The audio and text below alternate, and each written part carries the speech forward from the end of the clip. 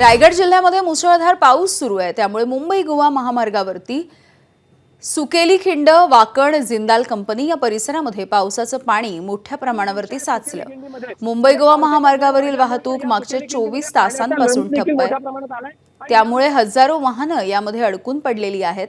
मुंबईवरून कोकणामध्ये जाणाऱ्या प्रवाशांना याचा मोठा त्रास सहन करावा लागतो।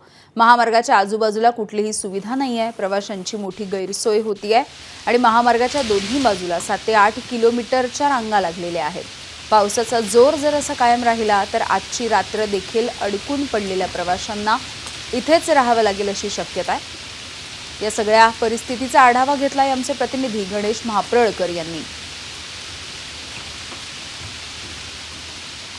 रायगड जिल्ह्यात पावसाचा जोर आहे तो वाढलेला आहे आणि या पावसामुळे अनेक नद्यांनी आपली धोका पातळी ओलांडली आहे। मुंबई गोवा महामार्गाला देखील या मुसळधार पावसाचा फटका मागील 24 तासांपासून बसलाय।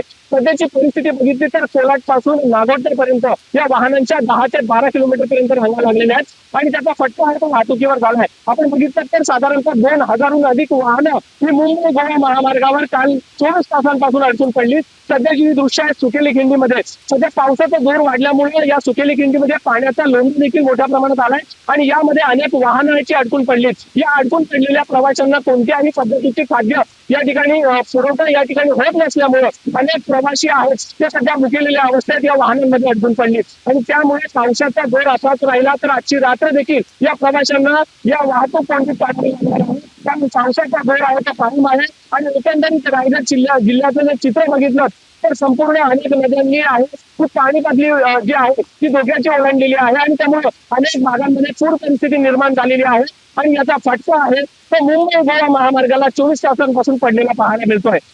गणेश महाप्रळकर, एबीपी माझा, रायगड। प्रथमच अशी इश्यू झालाय की हा NH-17 हा जो रोड आहे तो चुकीच्या पद्धतीने बांधलेला आहे पुढे असं मला वाटतं। कारण का हा जो नाळा आहे तो गेली 50 वर्ष वाहतोय पण याच्यापेक्षा जास्त पाऊस झालाय। फक्त रोडची जी हाईट आहे ती प्रॉपर तिथे जमलेली नाहीये। त्याच्यामुळे असं झालं की पूर्ण जाम झालं, पाणी जास्त झालेलं आहे आणि पाण्यामुळे हा सगळी नदी अडचण आणि जी लोकांची हालत झाली 24 तासात अतिशय भयानक आहे।